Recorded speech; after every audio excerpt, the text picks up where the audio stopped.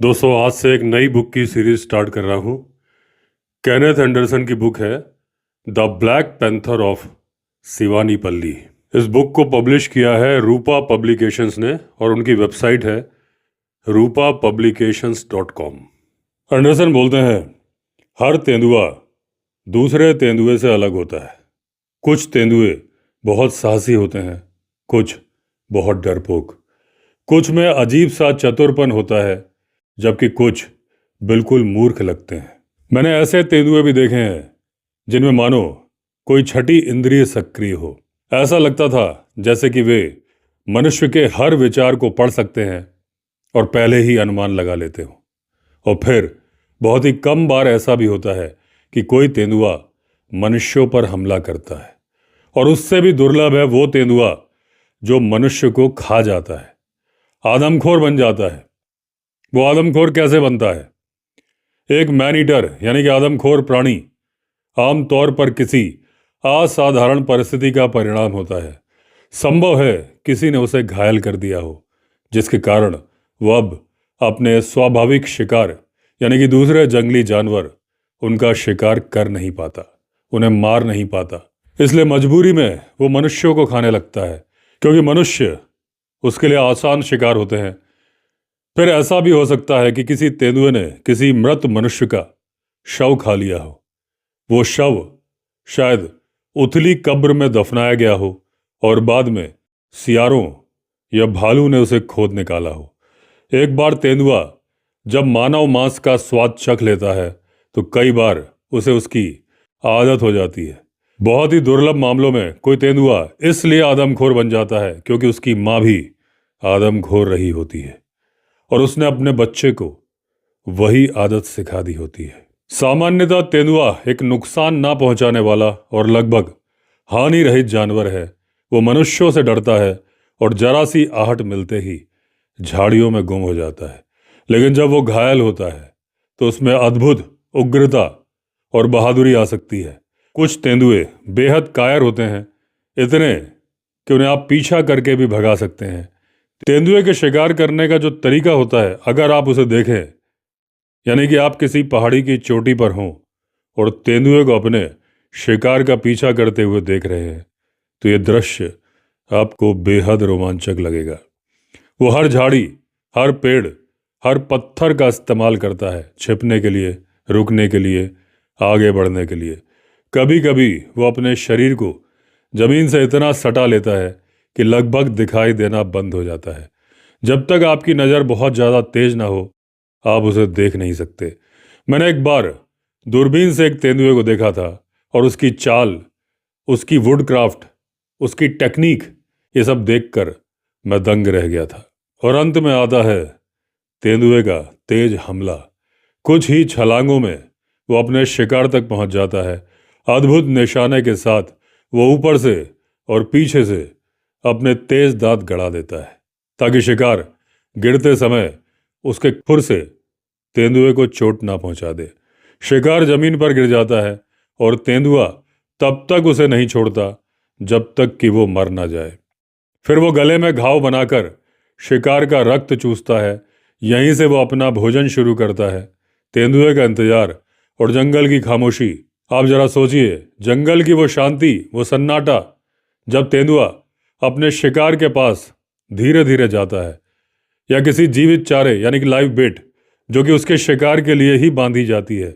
यदि आप तेंदुए का शिकार करना चाहते हैं तो आपको हर झाड़ी, हर घास के गुच्छे, हर गड्ढे, हर नाले, हर चट्टान के पीछे बहुत ज़्यादा सावधान रहना होगा, क्योंकि तेंदुआ इनमें से किसी भी जगह पर छिपा हो सकता है।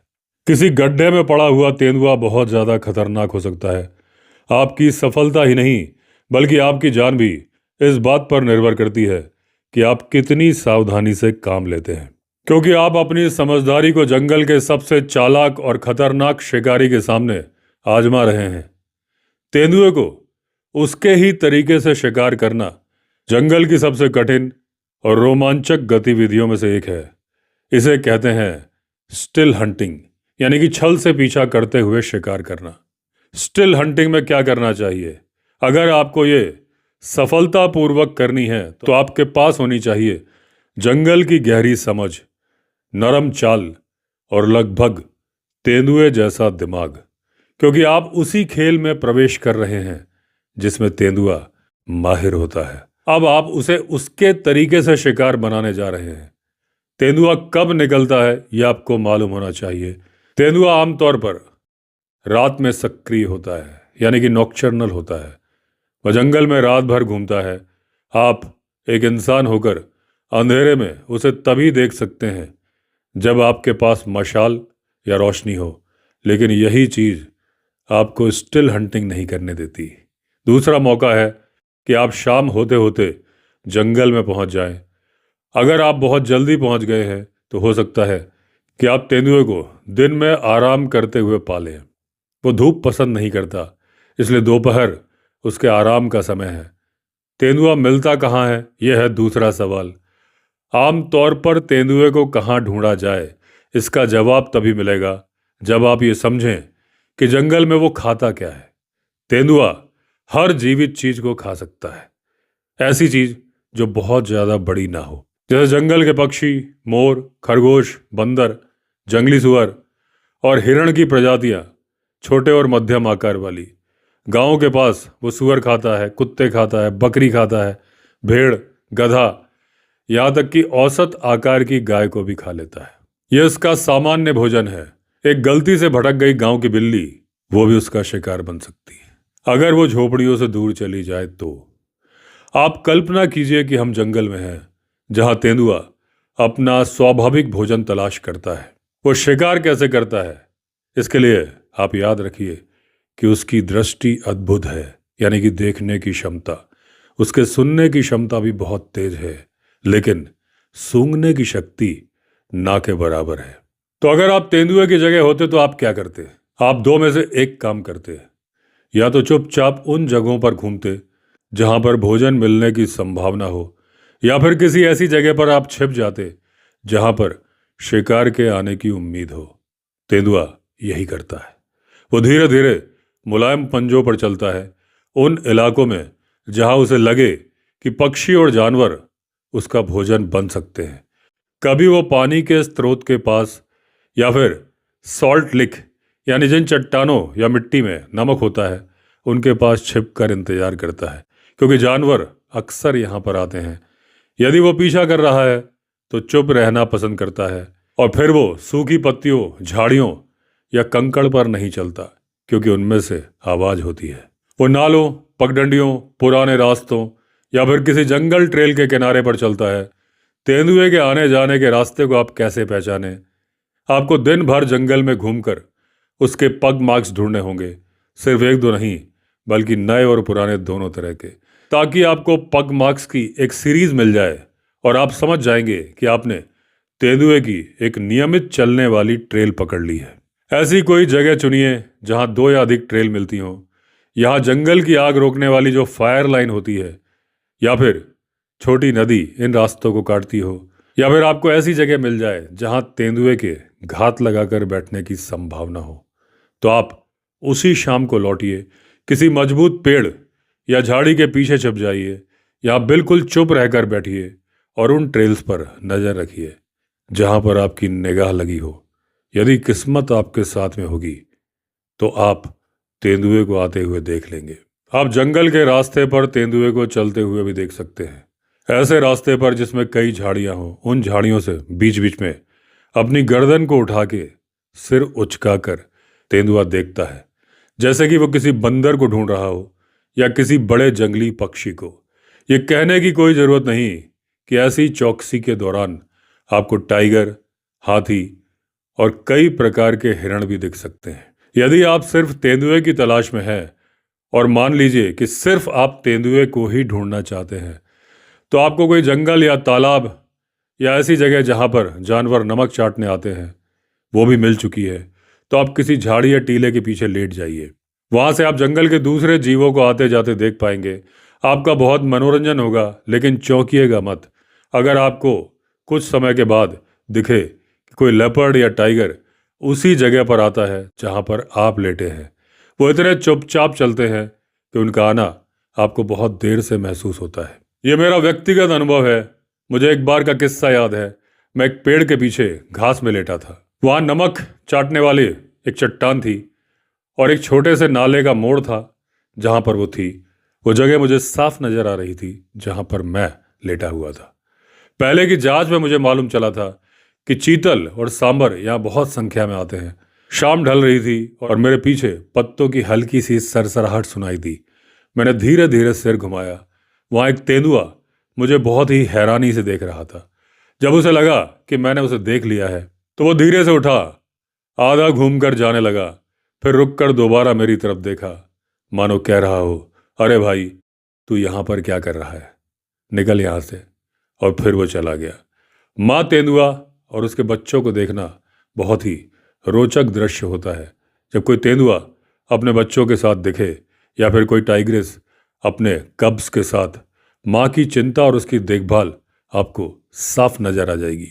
मांसाहारी जानवर अपने बच्चों को तब तक गुफा से बाहर नहीं लाते जब तक कि वो ठीक से चलने ना लगें और शिकार करना सीखने लायक ना हो जाए।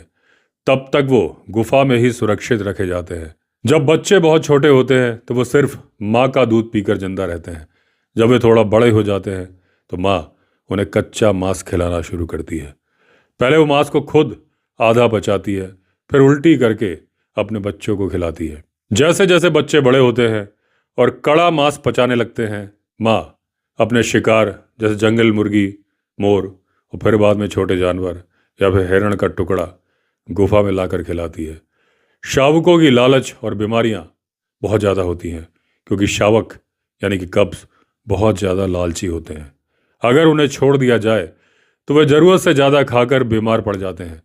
मैंने कई तेंदुए और बाघ के शावक पाले हैं और मैंने पाया कि तेंदुए के बच्चे खास तौर पर गैस्ट्राइटिस की बीमारी से ग्रस्त होते हैं। वो कच्चे मांस के बड़े टुकड़े निगल लेते हैं और कभी कभी खून के कटोरे पी जाते हैं और तब तक पीते रहते हैं जब तक कि वो हिलना डुलना बंद ना कर दें। और जब उन्हें गैस्ट्राइटिस पकड़ लेता है तो ये लगभग लाइलाज है। सिर्फ 3 या 4 दिन में वो कब्ज मर जाते हैं। ये बीमारी आमतौर पर 8 महीने तक के कब्ज में देखी गई है। मैंने कई कब्ज को इस कारण से खो दिया। जंगल में माँ कैसे सिखाती है?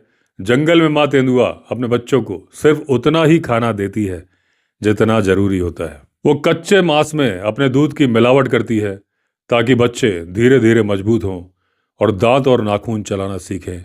यदि कोई खतरा, चाहे इंसान हो या नर तेंदुआ, गुफा के पास आए और उसे लगे कि बच्चे खतरे में हैं तो उन्हें गर्दन की खाल से पकड़कर एक एक करके दूसरी सुरक्षित जगह ले जाती है। और जब बच्चे चलने के लायक हो जाते हैं तो माँ उन्हें शिकार सिखाने के लिए बाहर लेकर जाती है। ये एक लंबी प्रक्रिया है। वो पहले खुद शिकार मारती है और बच्चे झाड़ियों में छिपकर देखते हैं। फिर वो उन्हें गले से निकलने वाली अजीब सी आवाज़ों से बुलाती है और मरे हुए शिकार के पास ले जाती है ताकि वो खेलते खेलते उसके मांस का स्वाद चखें और खून पीना यानी चाटना सीखें। लेकिन आप चाहे जो भी करें और जब तक बिल्कुल मजबूरी ना हो, कभी भी माँ तेंदुए या माँ बाघिन को मत मारिए। चाहे वो बचाव में आपको मारने की कोशिश भी करे तो भी आप लेपर्डस और टाइग्रेस को मत मारिए जिसके कि बच्चे उसके साथ हों। क्योंकि अगर आप माँ को मार देते हैं तो उसके कब्ज जंगल में भाग जाते हैं जहाँ पर वो भूख से मर जाते हैं और अगर थोड़े बड़े हैं तो वो बन सकते हैं आदमखोर। और याद रखिए, उन्होंने अभी तक ठीक से ये नहीं सीखा कि अपना प्राकृतिक शिकार यानी कि दूसरे जानवरों को कैसे मारा जाए। अगर आप इस उम्र में उनकी शिक्षा रोक देते हैं तो वो मजबूरी में इंसानों को अपना शिकार बना सकते हैं, क्योंकि इंसान पर झपटना किसी भी बड़े जानवर की तुलना में बहुत आसान होता है।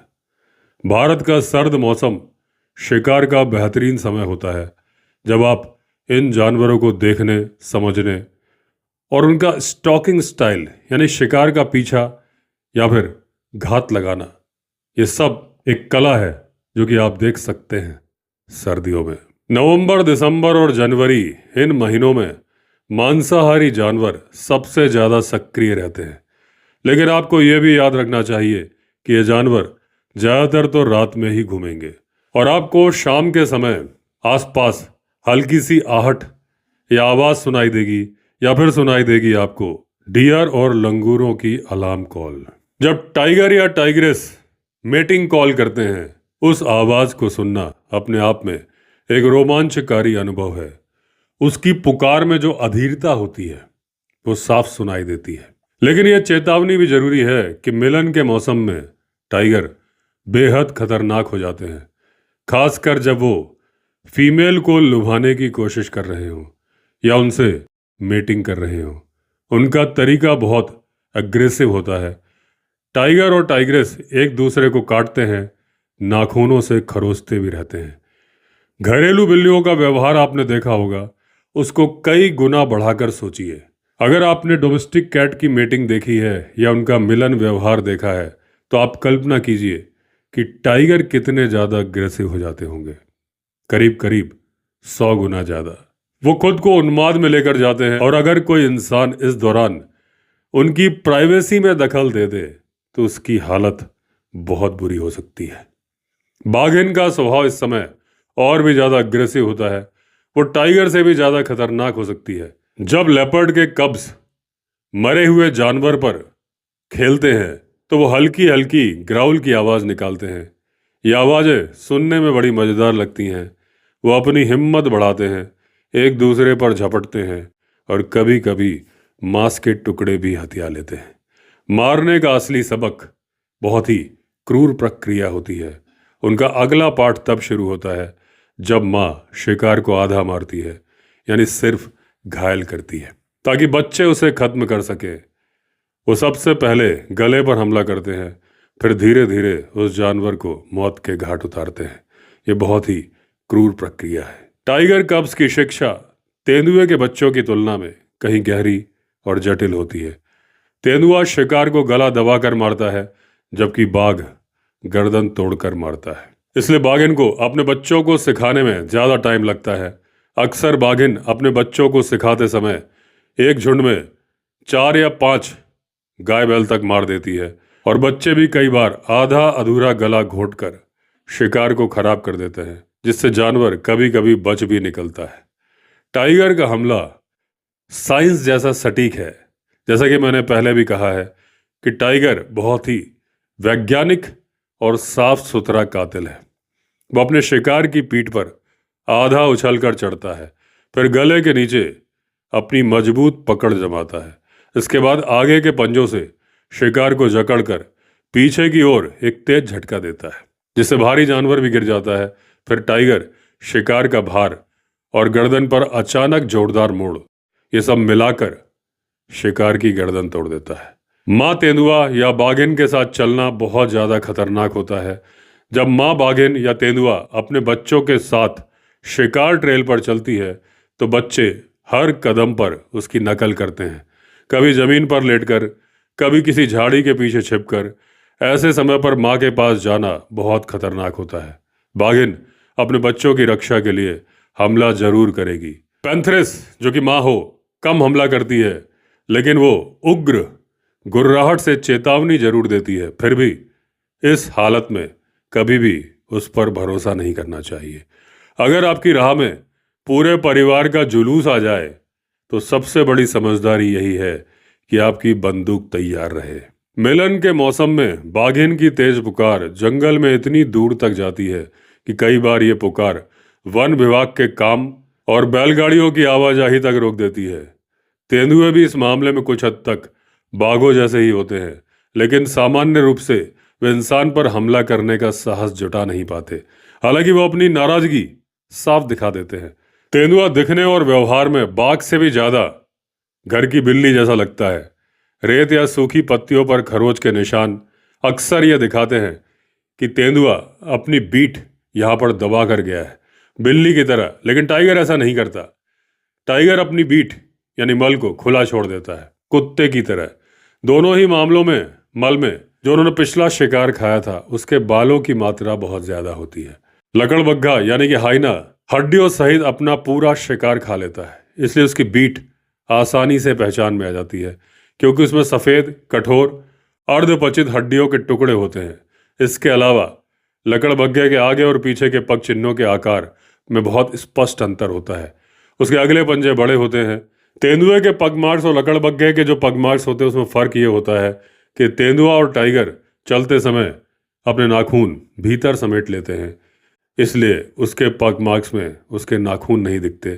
लेकिन लकड़बग्घा अपने नाखून समेट नहीं सकता, इसलिए उसके पग मार्क्स में उसके नाखून साफ नजर आते हैं। तेंदुए के जो पग मार्क होते हैं वो हाइना की तुलना में आकार में बड़े होते हैं, अधिक भरे हुए होते हैं। बहुत टाइम तक ये बहस चलती रही कि पैंथर और लेपर्ड क्या अलग अलग होते हैं, लेकिन कुछ शिकारी मानते थे कि ये दोनों अलग जानवर होते हैं, कुछ कहते थे कि ये दोनों एक ही हैं। अब आधुनिक विज्ञान ने साबित कर दिया है कि पैंथर और लेपर्ड वास्तव में एक ही प्रजाति है। अंतर सिर्फ उनके रहने का वातावरण और भोजन है। वातावरण और भोजन के अंतर से कुछ जानवर दूसरे की तुलना में बहुत बड़े आकार के हो जाते हैं। जंगलों में रहने वाला तेंदुआ, जिसका भोजन समृद्ध, क्योंकि वहां पर शिकार प्रचुर मात्रा में होता है, आमतौर पर आकार में बड़ा होता है। उसका कोट यानी कि फर भी काला और मोटा होता है। गांवों के पास रहने वाला तेंदुआ छोटा होता है, क्योंकि उसका भोजन कुत्ते, बकरियां और गांव के दूसरे छोटे जीव होते हैं। चट्टानों और पत्थरों के बीच रहने वाले तेंदुए का रंग हल्का और फर छोटा होता है, क्योंकि उसका वातावरण ऐसा है।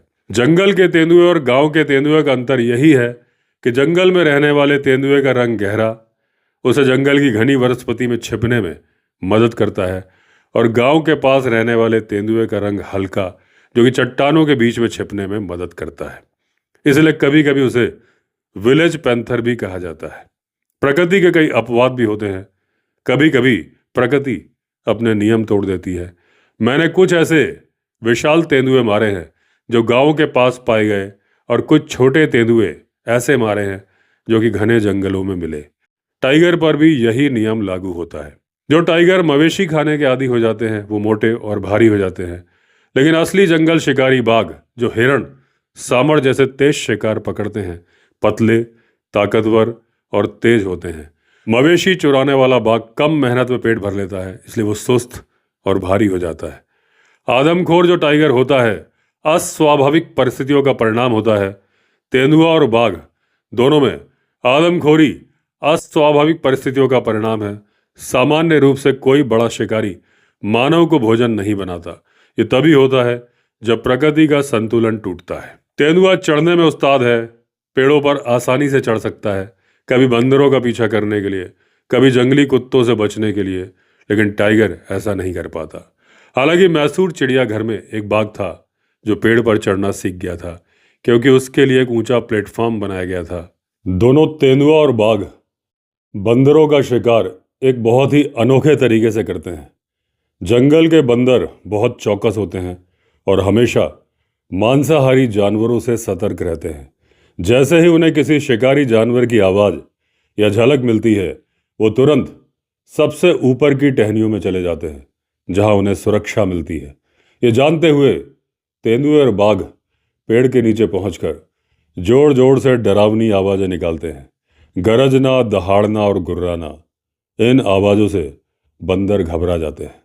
सुरक्षित ऊंचाई पर बैठे रहने के बजाय वे घबराकर या तो बगल के पेड़ पर कूदने की कोशिश करते हैं, या बहुत दूर होने पर सीधे नीचे जमीन पर कूद जाते हैं। कई बार वो गिरकर घायल हो जाते हैं या बेहोश हो जाते हैं, और फिर चतुर शिकारी का आसान शिकार बन जाते हैं। भारतीय जंगल का सबसे बुद्धिमान जानवर, या शायद सबसे बुद्धिमान, जंगली कुत्ता है। शिकारी इस दर्जे को कभी हाथी को देते थे, कभी टाइगर को, या फिर कभी लेपर्ड को। लेकिन अगर आपने जंगली कुत्तों को ध्यान से देखा है तो शायद आप इस बात से सहमत ना हो। जब ये कुत्ते हिरण का शिकार करते हैं तो आगे भागने वाले फ्लैंकर्स भेजते हैं, जो शिकार को दौड़ाते हुए घेर लेते हैं और फिर घात लगाकर हमला करते हैं। 30 या उससे अधिक संख्या में ये कुत्ते बेहद निडर शिकारी होते हैं। ये तेंदुए या बाघ को भी घेर कर चिथड़े चिथड़े कर देते हैं, भले इस दौरान उनके कई साथी भी मारे जाएं या फिर गंभीर रूप से घायल हों। खासकर चित्तूर जिले के जंगलों में, जो पहले मद्रास प्रेसिडेंसी में आता था, जंगली कुत्तों की इस खतरनाक दक्षता की बहुत चर्चा होती थी। मैं कम से कम 3 ऐसी घटनाएं जानता हूं जहां जंगली कुत्तों और बाघ के बीच भयानक लड़ाई हुई और इन लड़ाइयों में अंततः बाघ मारा गया। लेकिन उससे पहले उसने आधा दर्जन कुत्तों को मार दिया और कई को बुरी तरह से घायल कर दिया। लेकिन मैंने कभी ऐसा तेंदुआ नहीं देखा जिसे जंगली कुत्तों ने इस तरह से मार गिराया हो। क्योंकि जैसा कि मैंने पहले बताया, तेंदुआ पेड़ों पर आसानी से चढ़ सकता है, बाघ पानी पसंद करता है और बड़ी बड़ी नदियों में आसानी से तैर सकता है। गर्म मौसम में वो दोपहर के समय पेड़ की छाया या किसी नदी तालाब के किनारे आराम करना पसंद करता है। कभी पानी में उतरकर, कभी किनारे बैठकर, या फिर वो बारिश में भी खुला घूमता है। और उसके पग मार्क अक्सर रात की बारिश के बाद सुबह साफ नजर आते हैं। तेंदुआ इससे बिल्कुल अलग है। वो असली बिल्ली है। उसे पानी से नफरत है, बारिश उसे पसंद नहीं, और वो तैरने या पानी में उतरने से बचता है, सिवाय मजबूरी के। जैसे कि जंगली कुत्तों के झुंड से जान बचाना ये एक मजबूरी हो सकती है। बाघ मूल रूप से मंगोलिया के ठंडे प्रदेशों का जानवर था। वो धीरे धीरे भारत आया और यहाँ के गर्म क्षेत्रों में रहने लगा। लेकिन तेंदुआ पूरी तरह से ट्रॉपिकल प्राणी है, यानी कि उष्णकटिबंधीय है, जंगलों और गर्म इलाकों के लिए बिल्कुल अनुकूल। कभी कभी बाघ सांभर को आवाज देकर आकर्षित करता है, लेकिन तेंदुआ ऐसा रेयरली करता है। अधिकांश समय तेंदुआ चुपचाप पीछा करता है, धीरे धीरे, बड़ी सफाई से। वो जमीन पर लगभग सट कर चल सकता है और बहुत छोटे से स्थान में छिप सकता है, और मौका मिलते ही तेजी से हमला कर देता है। पुराने शिकारी कहते थे कि बाघ एक जेंटलमैन है, जबकि तेंदुआ एक दुष्ट या धोखेबाज। शायद ये बातें उन पुराने कठोर शिकारियों के अनुभवों से पैदा हुई थी, जो अपने पुराने हथियारों, मजल लोडर बंदूकों और बेमेल कपड़ों में जंगल में घूमते थे। वो घायल जानवर का भी निडर होकर पीछा करते थे, दिन में भी, रात में भी।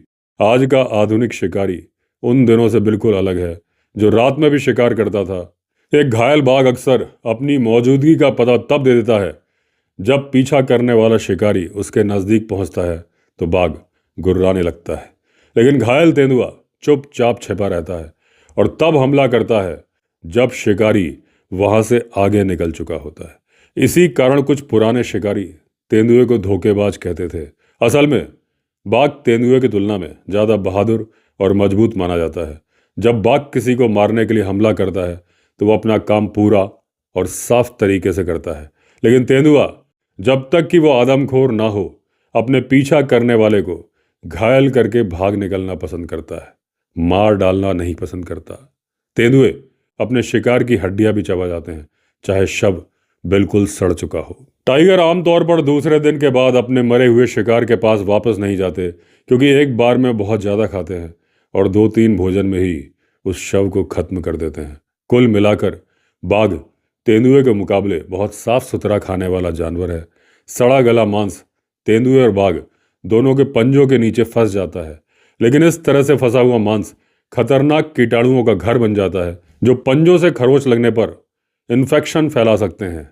बाघ अपने पंजे साफ रखने के लिए उन्हें जमीन पर मौजूद चुनिंदा पेड़ों की मुलायम छाल पर घिसते रहते हैं।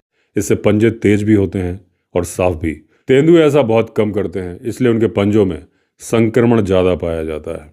6 या 7 फुट की ऊंचाई पर पेड़ की छाल पर बने गहरे पंजे के निशान बताते हैं कि एक टाइगर वहां पर अपने पिछले पैरों पर खड़े होकर अपने पंजों को साफ कर रहा था। ये शिकारियों के लिए एक संकेत होता है कि बाघ आसपास है। दूसरे तरीकों से भी बाघ तेंदुए की तुलना में एक साफ सुथरा खाने वाला शिकारी है।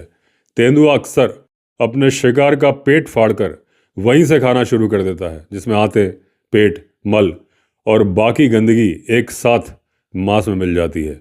बाघ आमतौर पर एनस के पास एक छेद बनाता है और अपने पंजे से पेट और आंतों को बाहर खींचकर शरीर से अलग कर देता है। वो इन हिस्सों को 10 फीट दूर ले जाकर फेंक देता है ताकि बाकी मांस साफ सुथरा मिले। कई बार टाइगर शिकार की पूंछ भी जड़ से काट देता है। बड़े आकार के तेंदुए भी कभी कभी यही तरीका अपनाते हैं, लेकिन छोटे तेंदुए आमतौर पर अपने शिकार के पेट की गंदगी को मांस के साथ ही मिला देते हैं। बाघिन और उसके बच्चों का मांद यानी गुफा, डन, आमतौर पर बहुत साफ होती है, जबकि तेंदुए के रहने की जगह पर अक्सर हड्डियां, गंदगी और दुर्गंध रहती है। मेटिंग सीजन के अलावा टाइगर जंगल में अपनी मौजूदगी तेंदुए से कहीं अधिक स्पष्ट रूप से जताता है। भारत के जंगलों में रहने वाली आदिवासी जनजातियां ये बता देती हैं कि टाइगर किस दिशा में घूम रहा है। उसका गहरा आऊ की आवाज़ जो निकालता है, जंगल की घाटियों में बहुत दूर तक सुनाई देती है। रात की नीरव अंधेरी घाटियों में या चांदनी में यह आवाज़ जंगल प्रेमियों के लिए संगीत जैसी लगती है। तेंदुए की आवाज़ दूर तक नहीं जाती, वो किसी आदमी के आरी चलाने जैसी कर्र कर्र की आवाज़ करती है और बहुत कम सुनाई देती है। बाघ की एक खास आदत है, अपने शिकार के रास्तों को बार बार दोहराता है, यानी कि बीट। वो 10-20 कभी 100 मील तक एक ही रास्ते पर घूम सकता है, कभी किसी नदी, नाले या छोटी पहाड़ी की धार के किनारे, कभी घने जंगल की घाटी में। अगर आप इन पसंदीदा रास्तों को पहचान लें तो वहाँ आपको अक्सर टाइगर के ताज़ा पगमार्क्स मिल जाते हैं, जो बताते हैं कि टाइगर अभी हाल ही में वहाँ से गुजरा है। टाइगर के पगमार्क्स सूखी धूल में अक्सर साफ मिल जाते हैं, और एक बार अगर आपको वो मिल जाएं तो निश्चित मानिए कि आप भविष्य में भी उसे वहीं पाएंगे। कभी कभी कई दिन या हफ्ते या महीना गुजर जाता है, और उसके क्षेत्र की लंबाई पर निर्भर करता है, लेकिन यह बात निश्चित है कि टाइगर उस रास्ते से दोबारा गुजरेगा। अक्सर वो उसी रास्ते से वापस नहीं लौटता जिस रास्ते से वो गया था।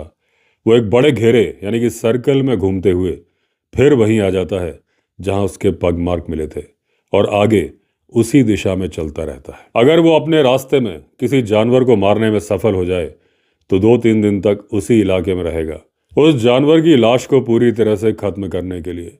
उसके बाद अपनी नियमित गश्त पर लौट जाएगा।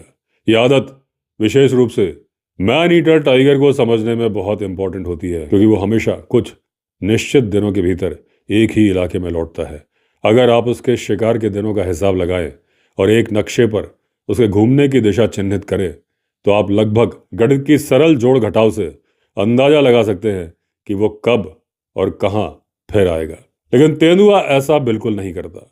वो किसी भी पैटर्न का पालन नहीं करता, कभी यहाँ कभी वहाँ, कभी अचानक गायब। जैसे किसी लापता पिंपरनेल को ढूंढना मुश्किल होता है, वैसे ही आदमखोर तेंदुए की चाल ढाल का अंदाजा लगा पाना लगभग असंभव होता है। वो अचानक कहीं भी उभर सकता है अपने मानव शिकार को पकड़ने के लिए। वो स्थान, वो समय अक्सर अनुभवी और चतुर शिकारी के अनुमान से भी बहुत अलग होता है। अंत में इस अध्याय में मैंने आपको स्टिल हंटिंग के कुछ सुझाव दिए हैं और बड़े मांसाहारी जानवरों की आदतों के बारे में बताया है। मैंने जानबूझकर अपने द्वारा मारे गए जानवरों की घटनाएं नहीं लिखी हैं, क्योंकि मुझे लगा कि शायद आपको वो रुचिकर ना लगे। आखिरकार असली आनंद तो अपनी कौशल, जंगल जानकारी, धैर्य और चतुराई को जानवर की चतुराई के मुकाबले परखने में है, ना कि उन्हें मारकर। मैं तो बहुत दृढ़ता के साथ ये सलाह दूंगा कि आप हमेशा अपने साथ कैमरा लेकर चलें और इन सुंदर जीवों की फोटोग्राफी करें, उन्हें मारे नहीं। राइफल साथ रखें जरूर, इमरजेंसी में सुरक्षा के लिए, लेकिन अगर मुमकिन हो तो बिना वजह मारने से बचें। याद रखिए, एक अच्छी सोच समझ कर ली हुई तस्वीर कहीं अधिक सम्मानजनक उपलब्धि है किसी भरे हुए स्टफ्ड ट्रॉफी के मुकाबले। एक तस्वीर में आप उस जानवर की जीवित सौंदर्य, ऊर्जा और गरिमा देखते हैं, जबकि एक भरी हुई ट्रॉफी तो केवल उसका एक सूखा खोल है जो समय के साथ कीड़ों और नमी से खराब हो जाता है। लेकिन एक अच्छी तस्वीर हमेशा जीवित रहती है। तो दोस्तों, इसी के साथ खत्म हुई केनेथ एंडरसन जी की जानकारी से भरपूर ये पहली छोटी कहानी। अगली कहानी में फिर मिलेंगे। अगर आपने चैनल सब्सक्राइब नहीं किया है तो चैनल सब्सक्राइब कर लीजिए। चलिए फिर मिलते हैं, तब तक के लिए all the best. Vande Mataram.